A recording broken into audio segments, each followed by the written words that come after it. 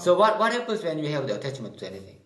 Attachment, it means you get really irritated. Right. And then, if you have something that you have attached to, then you end up being controlled by the thing that you are attached to.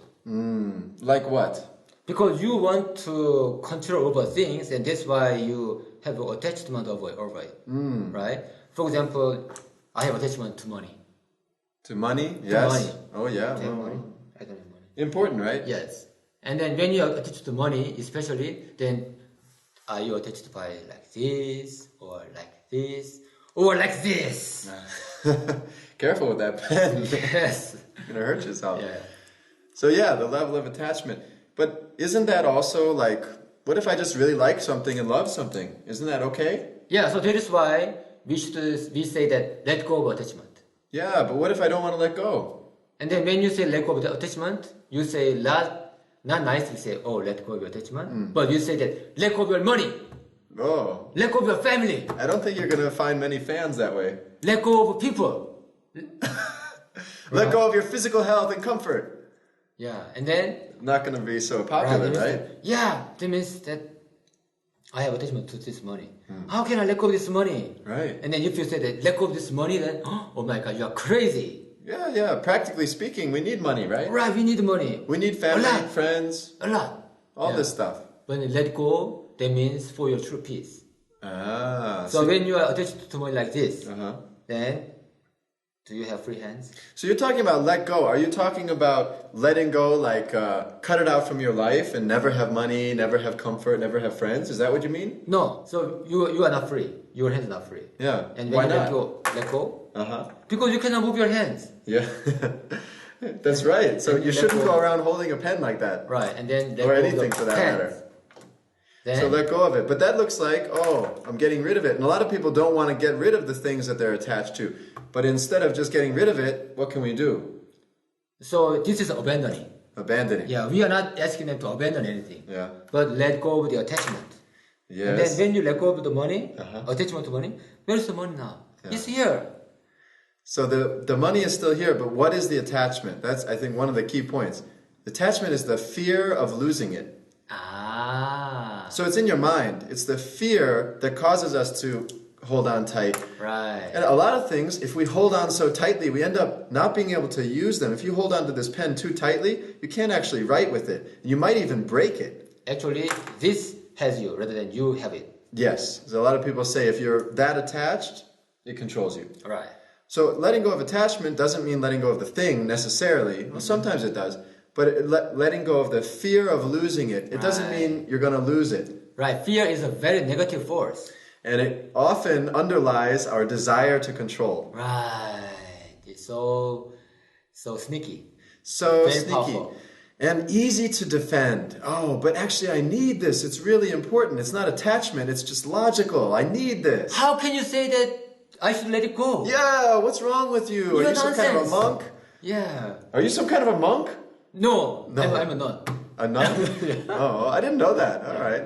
Yeah, we don't want to actually just, these days especially, we don't live apart from society. We've got a camera here. We've got this nice screen behind us. We're using these things, but attachment makes us miserable. Yes, because that means that we are controlled by our fear.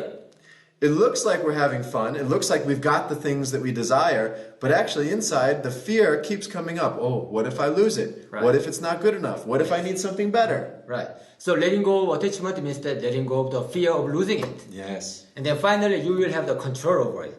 You can utilize it. You let go of that fear of attachment, that control, you can end up using it much more efficiently and comfortably. Right. So when you let go, then you have a free hand. You have free hands, And free then- everything. Right. And then can you put this back here? Oh, yeah, of You can course. pick that up. I'm not attached to it. Yeah, pick that up. And then you can use it. And then you can use it. Yeah. So what kind of things are people typically attached to? So like first of all, isn't it like wealth and material things? Wealth and material things. Yes. Of course, right? Right. Because they're important. Very important. Because we need these things for our survival. How both can you live- physically and in culture? How can you live without money? How can you live without a house or some kind of shelter? How can you live without clothing? Yeah. Food. Transportation of some sort, We especially in definitely modern need society. it. We need it. We came to Sedona from Phoenix. We did. We didn't walk here. We used car. We used a car. We did. And then we put lots of gas. Oh, too much gas. Yes. And it was very hot. Yeah, very hot. So we need them. Yeah. But how can you let it go? How can you let it go? Good question. Yeah. So but let go of the fear. some of the fear of constantly needing more, constantly needing more wealth, as if the recognition, the desire, the control of those things is going to make our life worthwhile. Right. We have that feeling inside. It's natural, maybe part of our body. But if we let it go, we can use the wealth much more. You know, Scrooge, right? Scrooge, yes. The story of Scrooge. Yes. This is someone so wealthy, but they won't give anything. They're not generous. A lot of people won't even spend a penny, even though they're millionaires or billionaires. Right. Yeah. We can see lots of people like that around us. Attachment means they can accumulate a lot, but they don't actually use it necessarily for a great purpose. Right. Yeah. So we talked about this 120 year life. Yep. Yeah. So that means that as you grow older, actually you should become more generous and then let go and more freedom. But actually we can see some people are more greedy. It's not really good. It's Uncle Scrooge. Yes. Because I think it happens because they don't have trust in themselves. Don't have trust, and maybe they never had the example. Right. And also they didn't have the time to really reflect themselves. Just go. Work. Right. And then meditate and really let it go. Oh, yeah. That is good, very important for increase the quality of your life. And it's painful when you meet somebody who's in that senior age and they're really controlled by their attachments and their greed and their desire. It's not a pretty picture. That's not a great picture. So actually that reminds me of something. Do you have a story about this kind of person? Yeah, but that is really something that I'm proud of, but it happened in Korea. Something you're proud of? Not proud. Oh, not proud. Yeah, okay. Right. So the public transportation in Korea is a little bit very well established. It was a very nice system? Very nice system. Like trains, buses? Yes, very well.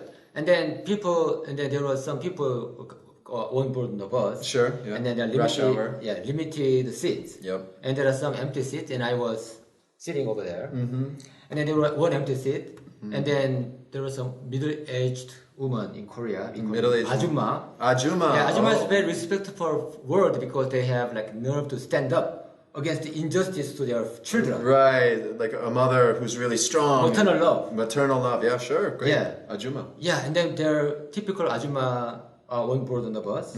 There were empty seat, and there were other people who were heading toward the seat. And then she threw her back to the seat, empty seat. Yeah. And then it mysteriously landed on the empty seat. Just perfectly landed in the seat? Perfectly. Wow, she should be in the Olympics. Olympics. Yeah. And then she just nicely, and then took her time, and then sit there. Wow. While other people were like appalled, like flustered, but she didn't mind. Okay. Wow, what nerve. Yeah, very good nerve. Wow. But, as we grow older, actually we should let go. And then we have more freedom and become more generous. It's hard to respect elders who don't have that generosity and peacefulness about them. Right. Of course, we can all fear that we're going to be taken advantage of if we don't fight for our part. Yeah, again, fear. That fear can really make us kind of greedy.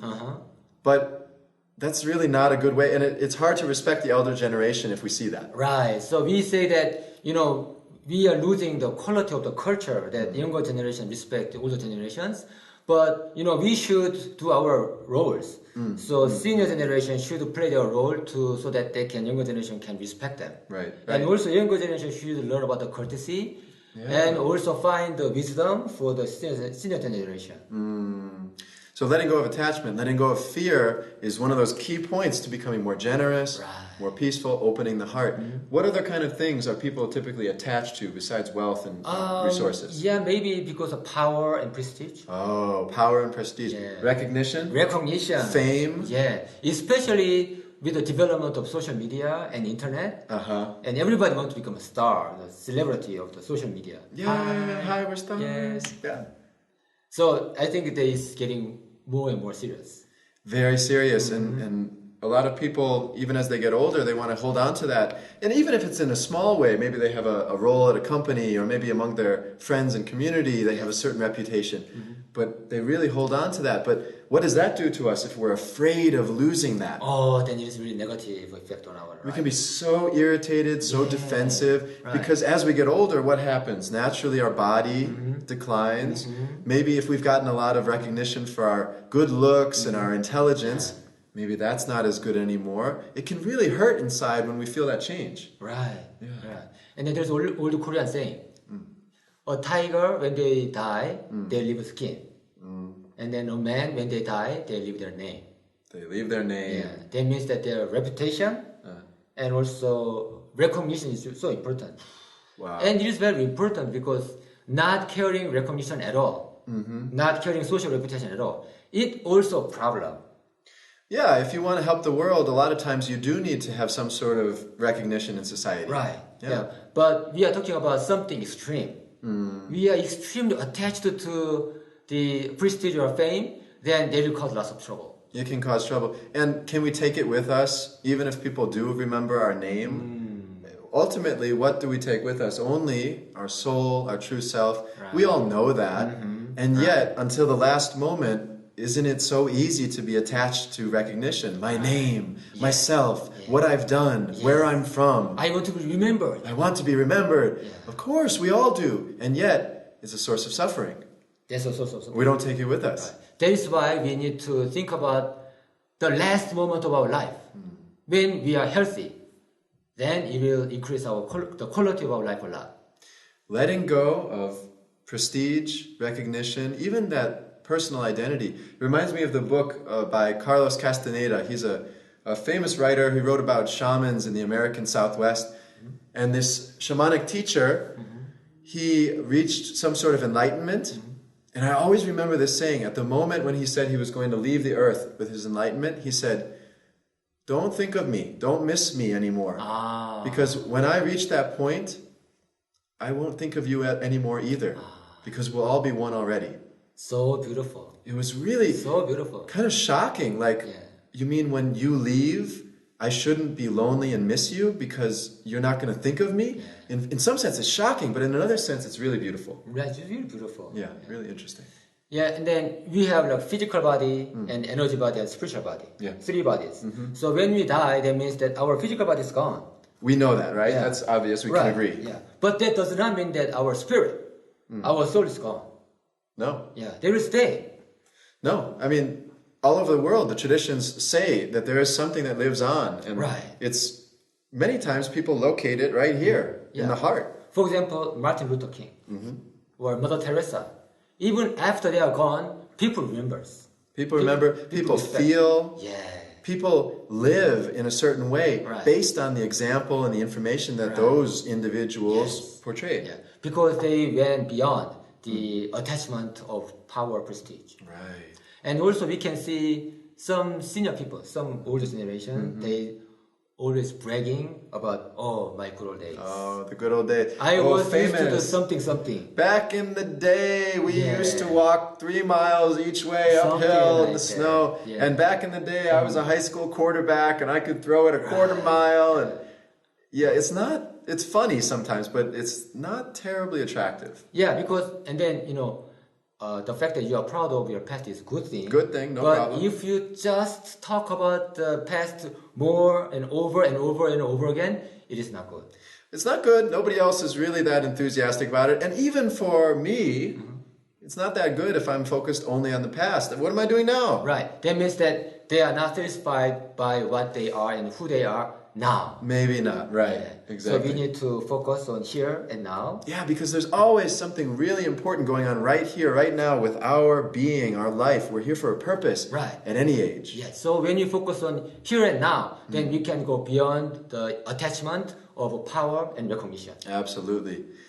How about one more thing that people typically get attached to? Yeah, one more thing is people can attach to other people. Other people. I'd say for a lot of people, I'd say this is one of the big ones. This is very trickiest one.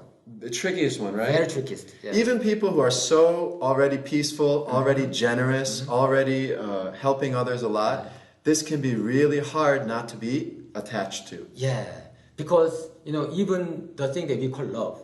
Love, yeah. Because we say that, love each other. Love other people. That's very good. But when we have this romantic love, yeah, sometimes it can be transferred into like hate or loneliness. Is that kind of shocking? We talk about love, and in the past we've talked about different levels of love. Right. Love, what is the flip side of conditional love? It's hate. Right. I don't know if you've heard that before, but I've heard that before. Love and hate are two sides of the same coin. So I've also heard it not just with kind of lust and romantic love, but even in terms of maternal love. There's the very generous, very, very positive giving maternal love, but what's the flip side of maternal love? Oh, what's that? Controlling desire. Controlling desire. When that maternal or paternal, fatherly instinct as well, turns into controlling a child. And then we can say that's out of love, but is it really healthy? Does it make someone really grow well? No. Right. So there are term of helicopter mom. Yeah, helicopter parenting is a big thing I've heard of these days. What does that mean? There are lots of helicopter moms in Korea. Helicopter moms in Korea? Really? Yeah, the education in Korea is very competitive. I see. So the helicopter mom is, after giving a ride to their children to the elementary school or high school, and they're waiting in front of the gate. Ooh. And then as soon as they come out of the gate, they yank them, put them into the car, and drive. And they go to the cram school. Yep. Ooh, yeah. And after that, they are waiting. And then they yank them again, and they go to piano school, taekwondo school. And then it is not really uncommon to see that people, like children, come home 10 p.m., even 11 p.m. I think we mentioned this before, but isn't there some study that says there's a direct connection between the intensity of the education system, getting into college, and the youth suicide rate? Yes. Countries like Korea, Japan, very intensive education systems. Very, very intensive. They have the highest youth suicide rates in the world. Unfortunately, yes. Unfortunately, I think I've heard that as well. Helicopter parenting. So actually, but when they are asked, why do you do that? Why would you do that? Is it a bad thing? What do they say? They say that, what are you talking about? What are you talking about? I'm doing this I love for my this. children. I love them. I'm sacrificing my life I'm for sacrificing them. all my time and energy to help them. There is nobody that loves them more than I do. And when I was growing up, I wish somebody had done that for me. All of that's true. All of that is true. Everything is true. All of that love and energy is very important. And yet, it can be two sides of that coin. Right. It can easily turn into some kind of controlling, resentment, attachment. Yes. The fear of what will happen. Children are so sensitive. Very sensitive. So sensitive to their parents. They're very sensitive to the unconscious things that are going on behind the scenes. Right. And often that fear-based love, what the children really feel is the fear. Right. They take it for granted, the love, like every child. Yeah. Sometimes they take it for granted. Right. With ears, they listen to what they say, but their mind, they can feel their parents' mind. Yeah. They can feel, and then end up usually adopting some of that as their own rationale for what they do later on. Of course, we know that. Pass it on, like father, like son, all of that. Yeah. So attachment to people.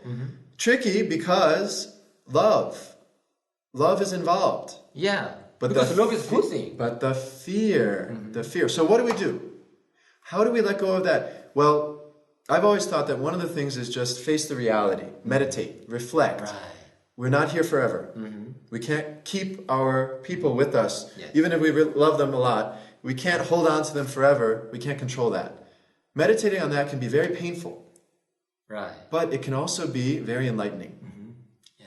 So think about that. You are, let's say that this is a very good phone, smartphone. That is a very good phone. Very good phone, very good phone. Good and phone. then you are attached to it. Oh, this is so good. I'm so attached to it. Sometimes I think you are attached to that phone. Really? Yeah. Very attached to it. Then, actually, I don't have control over this. Yeah. Actually, this phone is controlling me. Yep. So that's why we say let go. Let go. And how can you test this out? Take a day, 12 hours, even just 8 hours. Put the phone in a drawer. Don't go look at it. See what happens inside of you. Right. What happens? Does your brain keep reminding you, hey, what's going on? Who texted me? I need to check my phone. Or even unconsciously, do you notice yourself getting irritated and kind of distracted? Yeah. That tells you something about attachment, or it's kind of similar to addiction. Yeah. Attachment and addiction are kind of similar in the way that the brain gets habituated to a certain stimulation over and over, a certain thought pattern, a certain desire. So that is why we need to practice letting go. Practice letting go. But what does our brain do when we start talking about letting go of things that are important to us, that we're afraid of letting go? Our brain starts telling stories. It says, what do you mean? I can't let go of that. That would make me miserable. Just for a little while, practice. Just set it aside. Learn to be just with yourself. That's it. Actually, we should know that, letting go of his cell phone, letting go of this money, letting go of your children, that does not mean that actually abandoning those things, those people. Right. So you let go of your attachment. I'll tell you an example that I had. When I was high school and college, I loved doing lots of different activities. Yes. In college, I spent most of my time doing extracurriculars, so I wasn't in one place. And then after I graduated, I think I had 8 part-time jobs at once. What? Because I never wanted to spend more than 2 or 3 hours in one place at a time. What? That was just the way I liked it. I didn't like being in one place. So then I started a career teaching yoga. Okay. And I had to work, and I had to be there for more than 2 or 3 hours at a time. Okay. And at first, my brain was telling me, you can't do this. No Because you have way. 7 other jobs. Because, well, that was slowly, one by one, I let them go. But my brain was telling me, you're going to be miserable. You can't let go of that desire to move. Right. And then I just did it. I just kind of committed to it, and I did it. And after a little while, I realized it was no problem. And you know what I felt? I actually felt quite proud of myself for finally overcoming that habit of always wanting to move and be somewhere else, never being kind of grounded. So that was one of my attachments, and it felt really good, freeing. Now, I still like to travel, I like to explore. I can enjoy that desire without being controlled by it. That's great. I think that's an example of overcoming that attachment. Yes. Yeah. So when you let go of attachment, like when you let go of this cell phone or people, then your hands are free. Oh, yeah. So what do you do with the free hands? You Pick can them do up. whatever you want. Yeah. Pick them up. You can pick do your friends this. up. You can try pick your something money else. up. And then now your hands are free and this is free. Yes. So we can be better. Win-win situation.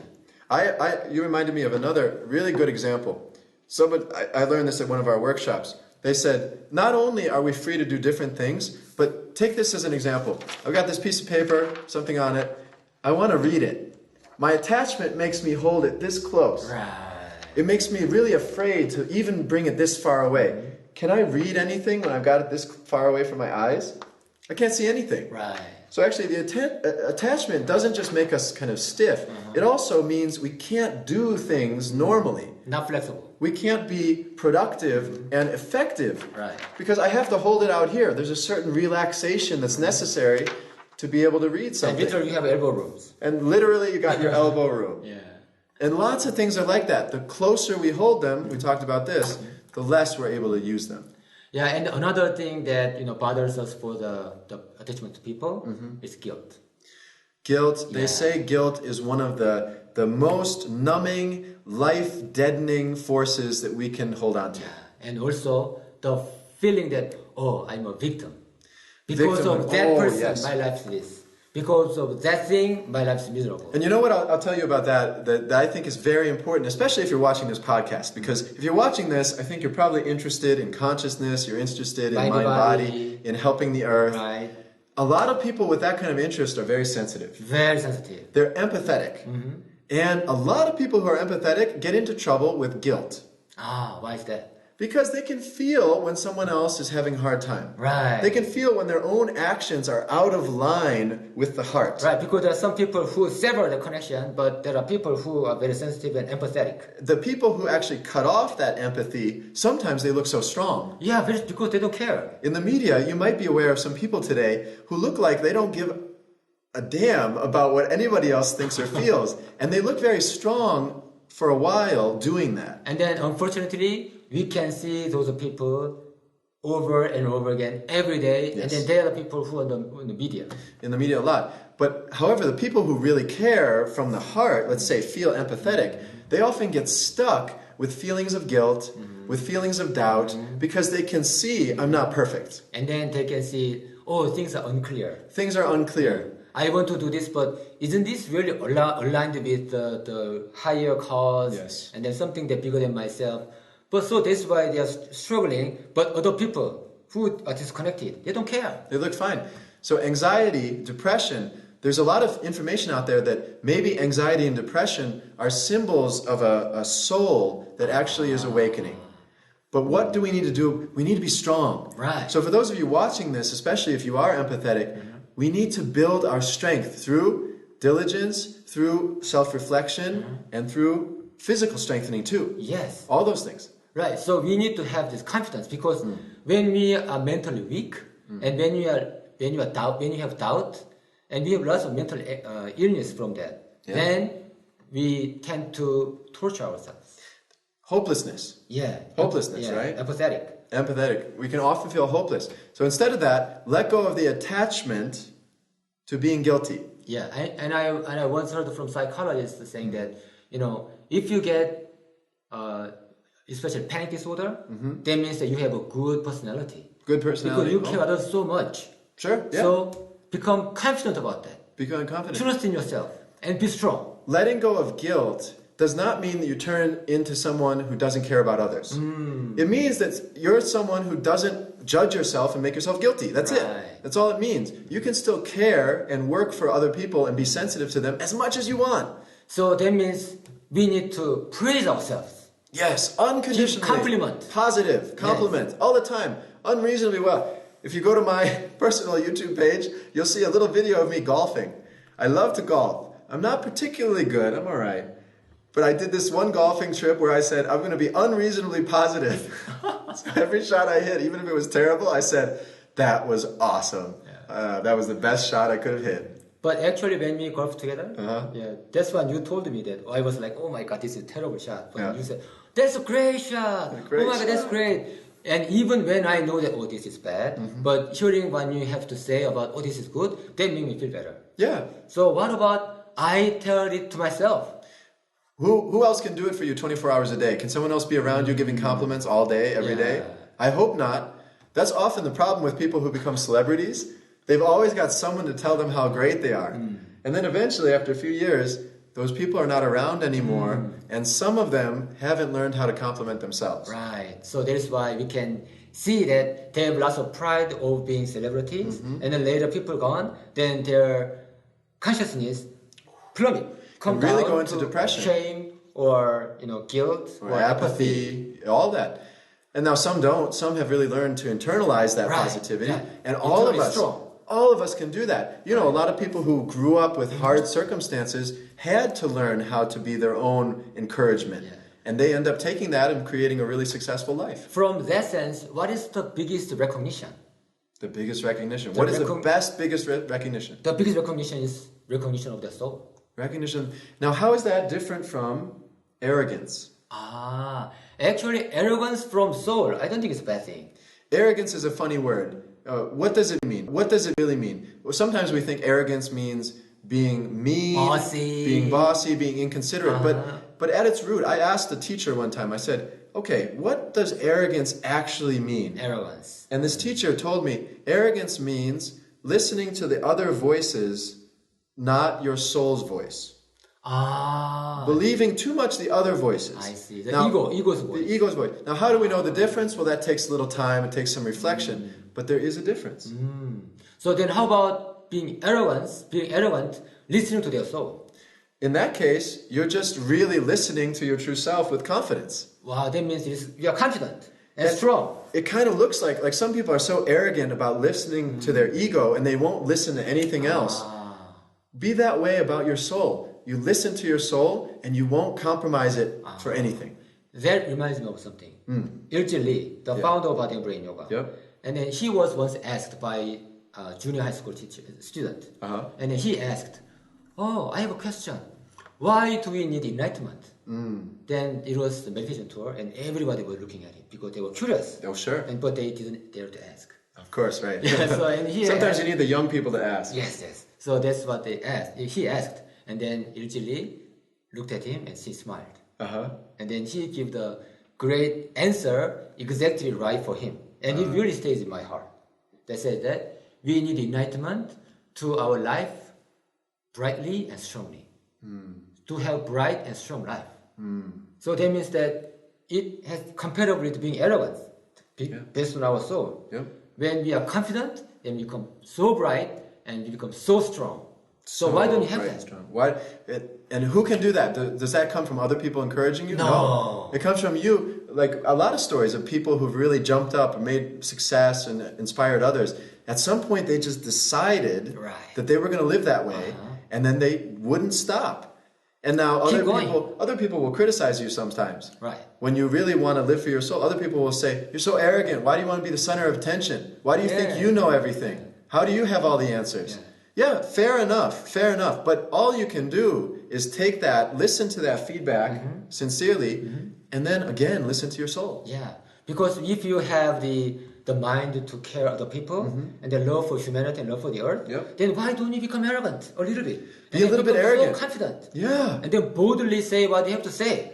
Be arrogant about caring for humanity. Yeah. Be arrogant about loving people. Yeah. A little bit. Why not? It's this kind of the same as saying, be courageous, be confident. Right. And then isn't it why we began this podcast? It is. Yeah, that's our study too, right? That's our study. Yeah. Become arrogant and for many years.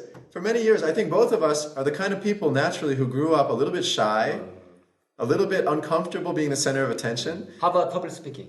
Oh my God. So when I grew up, my favorite thing was sports and physical activities because I didn't have to think about being self-conscious. I could just go. But public speaking, miserable. But we do it because we have this vision. Yeah. Right? Yeah. So, and then sometimes we make mistakes, but we become vulnerable. A lot of times. Sometimes we make all kinds of, mistakes. Yeah. So I think we should dare to do it. Yeah. And then if not me, and if not you, who will do it? How can you learn if you don't do it? Right. A lot of times we sit back and we make a plan. We say, oh, this is going to be really great. This is going to help the world. And we plan and plan and plan. And we say, oh, there's a problem there, problem there, problem there. Okay, let's plan. Actually, those problems don't matter. Yeah, right. Make your plan and then try it. Right. Take action. And then, like with video, you get to watch yourself. We learn so much by watching ourselves. Oh, it's painful. So before, it is very painful to watch ourselves and listen to my voice. Very painful.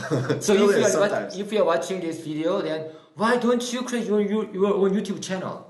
This is the day and age. It's amazing. It's an amazing era. Right. You can communicate with the whole world. Right. You have that access. So before we can complain that, oh, I love the earth, but I don't have power. Right. There is no way that I can change the world. But now it's different. Yeah. You can use the power of social media and YouTube. You can use it. Now the question is, what do you want to say? What do you want to say? What do you really want to say? And what is your voice? That may take some time to learn. Right. You may have to practice. What is the thing that you really want to say to other people? Before your life finishes, because we all know that we're not here forever, we don't know how much time. If it was tomorrow, if it was next week, if it was next year, that was the end.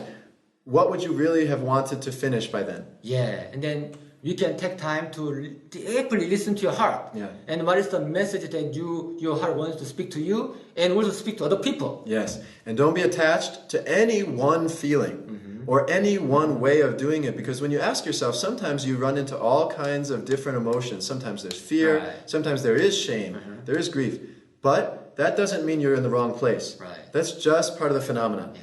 How about feeling shy and then being afraid of public speaking? Yeah. And those things are also attachment? Absolutely. These days I see so many things on Facebook about, oh, this is what it's like to be an introvert. Yes, I'm well aware of it. I grew up that way. But at the same time, it's just attachment. We have to change. Right. If you want to. You don't have to. But if it serves your purpose, then stop holding on to the label of being an introvert. Yes. And at the same time, we can look into ourselves and increase the quality of being honest, sincere, and then sense of responsibility. That's right. You can build up those things too. With that responsibility, when you have a vision. Okay, let me say it this way. If you are an introvert, that's fine. You can still be an introvert. You can still hold that label. But change what it means. Instead of it being, oh, I'm not good at this, I don't like that, it means I'm really good at this. I can help people like that. Right. So you look for the positives. As simple as that. We all know how to do that. Yeah. Because all sun has their own black spots. Absolutely. Yeah. But they don't focus on the black spots. But they just keep going and then boldly push out the flame and then the light. Be bold. That's a great, great example. You know what this also makes me think of is, J.P. Sears. He does a lot of the comedy spirituality videos now. Very funny. Great, Yes. great job. We're big fans. He talks about being offended. And this is something I want to share with all the healers out there, all of the people interested in consciousness. Let's get over being offended. Yes, let's go over it. Please be over being offended. Being offended is not really a great source of power. Right. It's not really that helpful a source of power, even though you're right. Even though some things are offensive, inconsiderate, need to change. Let's not do it by getting offended. Let's do it by accepting. We all have preconceptions and habits that are not fully enlightened yet, and we can understand that. That's all right. It is not good or bad thing, not black or white. Yeah. So being offended is this level, but we can go one step further. Let's go further. There is acceptance. If you've been listening to this, if you've gotten to this point in the podcast for sure, you are absolutely at the level where you don't need to get offended. No. You don't need to get offended in order to make change. Yes. You can just have conviction. And you can have compassion. And determination not to give up. And if you got those things, you'll find your heart is open much more easily, even to the people who are maybe not up to the standards that you have. Yeah, so actually we should make a choice and then keep going. Keep going. Yeah. Your choice is more important than just about anything else. Even your logic, even your feelings. I believe that for myself. Over the time of being a body and brain master, one of the consistent things, there's two consistent things that have gotten stronger that I've learned. What is that? The first is, every time you do a great training, go to a workshop or a retreat, there's always a high and there's always a low. And those things are natural. Don't get attached to either one.